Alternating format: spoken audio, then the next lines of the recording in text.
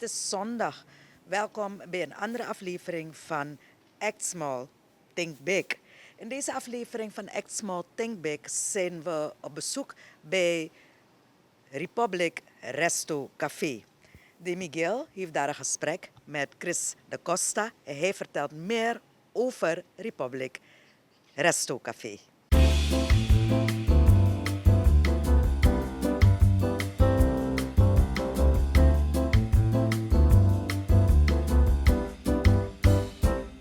My full name is Chris de Costa. I actually am from India, an Indian national. So I came to Suriname around 11, 12 years ago.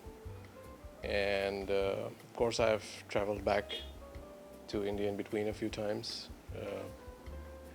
I graduated with a degree in commerce, which involves economics, accounting, tax. Of course, I don't remember all those subjects because I haven't really practiced all of them, but basically I was into working in pretty large corporations. In Suriname, basically I started working here. I was with John Hung with one of their projects, a company called Solid Security. And eventually I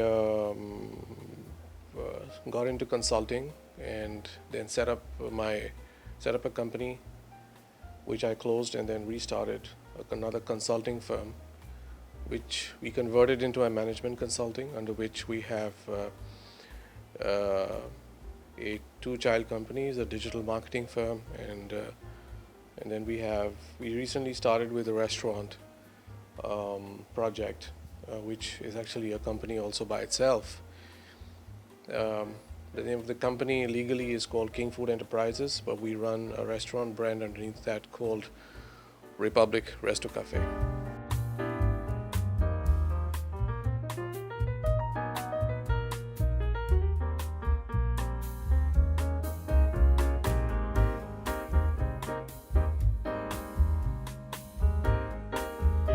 What inspired you to open a restaurant? Well, I don't know if it was inspiration, but actually I was trying to help another fellow Indian who had come from the city of Lucknow, who was a Christian pastor or had a pastoral background.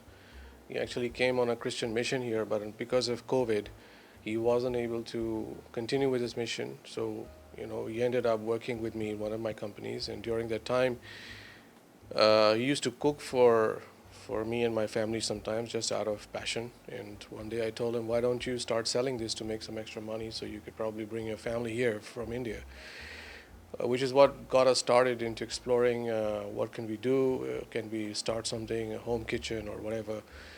Eventually it ended up becoming a little bit bigger, and then I was able to manage to get some additional funding from one of my ex-managing directors from India who lives in Houston in Texas, Mr. Jitendra Prasad, who is a world-renowned oil and gas engineer, who invested in this together with our company. And there was a gentleman from India called Mr. Shankar Ganesh, who had also invested. And the whole idea was to help this gentleman from India who had come from Lucknow, to help him start this, to have an additional source of income. That was the main mission. What were the biggest challenges you faced when getting started? Well, Corona was the biggest challenge because we couldn't start in time. We didn't, our license to start was delayed several times, that we wanted to officially start. And also my friend Shankar, he had other plans. So eventually he decided to pull out of the investment, which put a lot of pressure and is still putting a lot of pressure on our investment, because the way we wanted to start to really finish the bar, we leased another location where we could set up a private catering and a restaurant facility, which is about 5-10 minutes away from here. we couldn't complete that investment. So it has and is still putting a lot of pressure on our cash flow and in actually doing what we wanted to do. So therefore, we are actually looking out for some serious investors to put in another 25 to 30,000 US dollars so that we can expand here and then expand to Guyana, which is what my plan is. What are some of the most important financial considerations when opening a restaurant? I think the financial considerations are just keep the concept simple. Don't have too big a menu. Keep a simple menu and try to not cater to. We have to understand the Suriname market because in business you have something called TAM, which is the total addressable market, and you have the total market. So your market in Suriname is if you're in Paramaribo, it's actually Paramaribo. It's not people from Sipaliwini or people from Marawena because you don't have a good transportation system. So you cannot expect people to come from there. You don't have other cities here. So this is your cluster market is Paramaribo, that is around 250,000 people. And out of the 250,000 people, your total addressable market, which is your direct market, your direct consumer base, will always be very less, depending on what you're selling and what your pricing of your product is. So it's a decision you have to make whether you are targeting the upper class or you're targeting the middle class. If you're targeting the middle class, the chances are you will survive for a longer period of time. If you're targeting the upper class, it's difficult to survive until unless you have a huge investment. So if you're planning to invest in a restaurant and it is targeted to the upper class only, you should have a very good amount of money backing you. If you're targeting the middle class, you can start with a smaller investment and keep your menus limited to 5 to 7 items. Don't have a very expensive cook, which is a mistake that we've already made by having an expensive cook and a chef. And don't try to start with really a restaurant setting. Try to start with a takeaway and then slowly grow it. So that's what I think I learned out of my mistakes. What is the concept of the restaurant? So we are the name of the restaurant is Republic, and the word Republic means the power of the people. The objective of this name was considered. The name was considered because we wanted to have a cuisine and a pricing model which catered to the both upper class.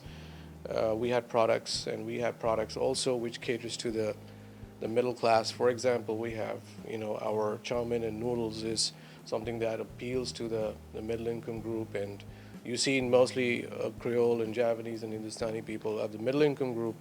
When they think about a quick meal, they go to a Chinese and they buy something for a family or for a get together, and it is pretty common in Suriname. So we kept that in mind, and we have the noodles and the fried rice, which is pretty much affordable for in the kind of menu that we have. Do you have any signature dishes? So if you talk about signature items, I think I would say the butter chicken is really one of our favorites, and followed by the biryani. And then we have the chicken kebab, which is pretty well known. And our pasta does quite well because we use the preparation of pasta. We use as one of our secret items is a vegetable from normal consumption. We actually chop it into really fine pieces and marinate it with the sauce. So that gives a more it holds the pasta together when you're having it. It doesn't fall off easy. I won't mention what vegetable it is because that's like a trade secret that we use internally. And people like it because it's different. It gives a different flavor. It holds and binds the fibers together in the pasta sauce. So yeah, I think the top one I would say is butter chicken. And I think the second signature item would be our chicken kebab. Do you use local ingredients? I would not say we use local ingredients. I would say we would use locally imported ingredients by What? local wholesalers. Yes. What kind of atmosphere do you want your restaurant to have? Well, I think we are perfect for an evening restaurant, but more silent. We don't want too much of crowd in our restaurant. We want silent people who are looking for some silence and peace to come quietly, sit and dine, have some light music. And people like it here because in the evening you can park. There is not too much of noise, and they do not have to be limited to 10 or 11 o'clock. If they want to continue till 2, 4 in the morning, they can do that. So we are encouraging a lot of people who are doing small birthday gatherings or anniversaries and special evenings. They can come in, from 5, 6 o'clock in the evening, or they can reserve for the day.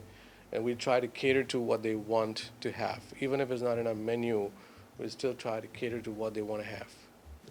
And how do you measure the success of the restaurant? Yes, if you were to ask me, were we able to successfully go past COVID and go past all the hurdles of investor pulling money out and all the pressure? Yes, then we have been successful. We have been able to survive that period of tremendous pressure, and we still are. But if you tell me as a business overall, if I am successful, no, I'm not, because we need more funding, we need more investment to really make this work. We need to have better branding, more people to know about it. Yes, our products are successful because people like our products, but I don't think as a business I'm successful, and I think I need to get the word out there. More people need to know, and we need to up our customer service capability, which in general in Suriname is very poor. Customer service is not at par with international levels. So we need to up the customer service, and we need to be more proactive about what the customer wants in the community. What are some of the biggest challenges you face day to day to keep the restaurant running? Manpower. So it's very difficult to find manpower. People have no discipline. They don't come in time.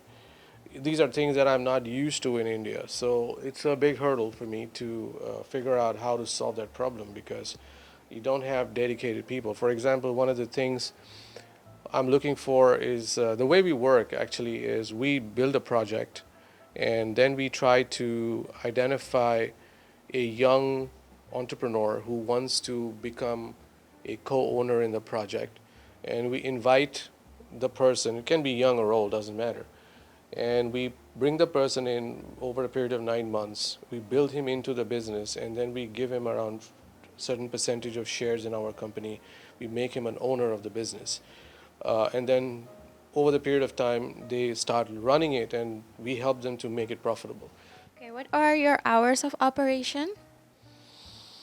Operative hours are actually right now from 12 to 10 at night. Okay, is there a reservation required? Reservations, yes, if it is from the regular menu, then we don't need to do reservations for a walk-in client, or somebody's ordering a couple of meals, or a small portion. But if you're doing, for example, a meal for 10 persons or 20 persons, then we always advise to order before, because then we can prepare better. Even if it is pasta or even if it is Indian cuisine, we like to prepare ourselves to be able to satisfy our customers.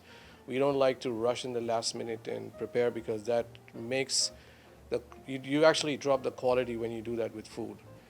For parties, of course, it's different. For get-togethers, we say, hey, you know what? If you're going to take it for the whole day and block it, you just block it with $100, and then after that, whatever is your food bill, you just pay for the food bill. So it's $100 for reserving the place, and then you just pay for the food bill and food and drinks bill on the night itself. Or if you pre-order your, for example, a buffet or a la carte, you pre-order it. Then we take 50% of that also, along with the $100 reservation price fee. Sorry, yeah. What's your target market? I think our target consumer group is the middle income group. That is where we want to focus on. The average middle income person can come in and enjoy a meal, they can come together with a family. Actually, it's more for families. That's how we build it. What do you think you need to improve at the restaurant to reach more customers?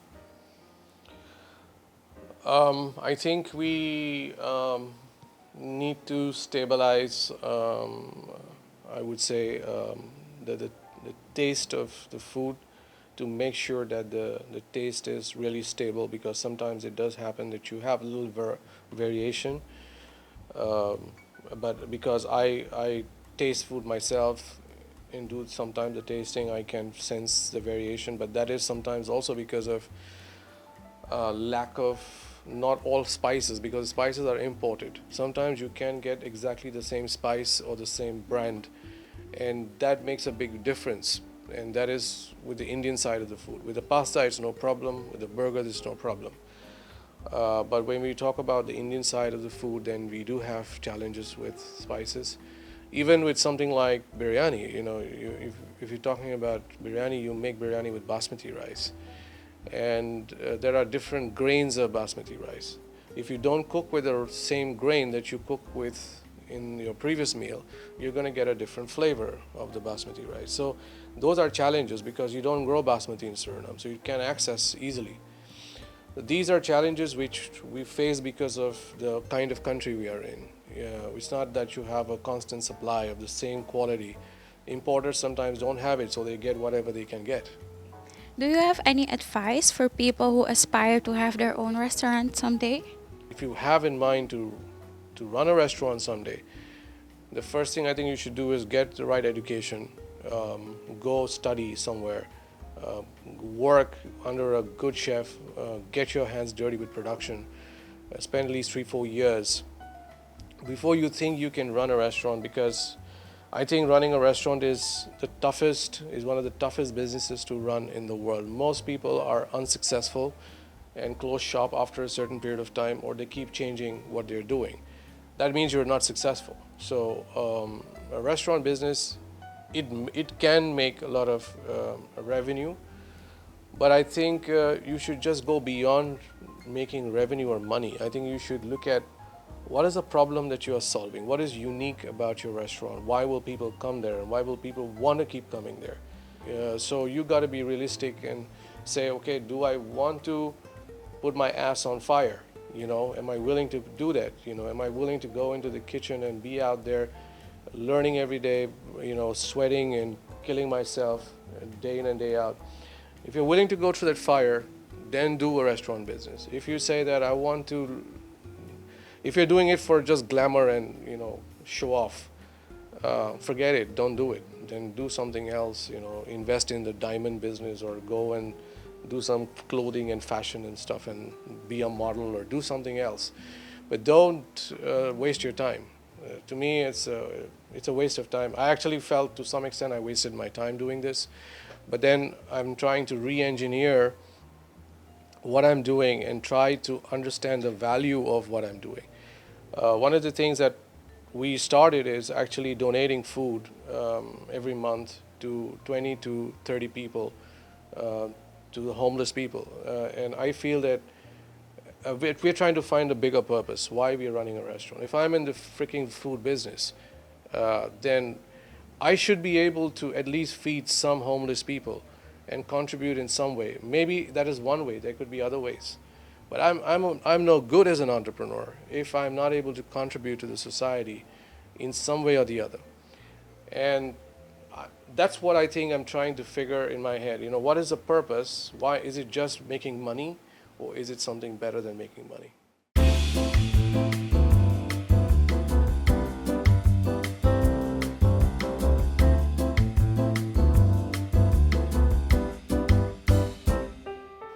En zo zijn we in deze aflevering van Act Small, Think Big een beetje meer te weten gekomen over Republik Restocafé. De samenstelling van het programma lag in handen van Miguel Silos. Mijn naam is Elke en achter de camera stonden Christian Ramaratan en Jumel Acton. Tot de volgende week.